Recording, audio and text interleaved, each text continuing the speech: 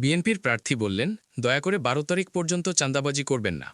চট্টগ্রাম ১৩, আনোয়ারা ও কর্ণফুলী আসনে বিএনপি মনোনীত প্রার্থী সরওয়ার জামাল নিজাম ১২ ফেব্রুয়ারি পর্যন্ত চাঁদাবাজি বন্ধ রাখার জন্য প্রকাশ্যে চাঁদাবাজদের প্রতি অনুরোধ জানিয়েছেন। গতকাল শুক্রবার রাতে আনোয়ারা উপজেলার চাতরি এলাকায় একটি নির্বাচনী কার্যালয় উদ্বোধনের সময় এ অনুরোধ জানান তিনি। তার এই বক্তব্যের ৫৫ সেকেন্ডের একটি ভিডিও সামাজিক যোগাযোগ মাধ্যমে ছড়িয়ে পড়েছে। ওই অনুষ্ঠানে উপস্থিত ছিলেন এমন কেউ একজন ভিডিওটি ধারণ করেছেন। গতকাল রাত ১০টার পর নির্বাচনী কার্যালয় উদ্বোধনের ওই অনুষ্ঠানে স্থানীয় বিএনপির নেতাকর্মী, ভোটার ও এলাকার গণ্যমান্য ব্যক্তিরা উপস্থিত ছিলেন। ভিডিওতে সরওয়ার জামাল নিজামকে বলতে শোনা যায়, এই চাতরি হল আনোয়ারার প্রাণকেন্দ্র, আনোয়ারার হেডকোয়ার্টার হলো এটি এবং একটি গুরুত্বপূর্ণ অর্থনৈতিক এলাকা।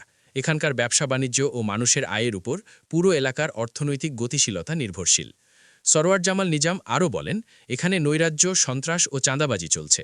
আমি অনুরোধ জানাবো, আপনারা যারা চাঁদাবাজি করছেন, ২ হাত জোর করে বলছি, ১২ তারিখ পর্যন্ত আপনারা চাঁদাবাজি করবেন না। বিএনপির গায়ে কালিমা লেপনের চেষ্টা হলে কাউকে ছাড় দেওয়া হবে না বলেও হুঁশিয়ারি দেন তিনি।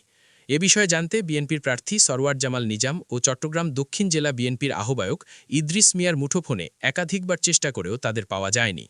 চট্টগ্রাম ১৩ আসনে বিএনপির প্রার্থী সরওয়ার জামাল নিজাম ছাড়া প্রতিদ্বন্দ্বিতা করছেন জামায়াতে ইসলামীর মাহমুদুল হাসান, জাতীয়তাবাদী গণতান্ত্রিক আন্দোলনের মোহাম্মদ ইমরান, বাংলাদেশ ইসলামী ফ্রন্টের এস শাহজাহান, ইনসানিয়াত বিপ্লব বাংলাদেশের মোহাম্মদ রেজাউল মুস্তফা, খেলাফত মজলিসের মোহাম্মদ ইমরান ও জাতীয় পার্টির আব্দুর রব চৌধুরী।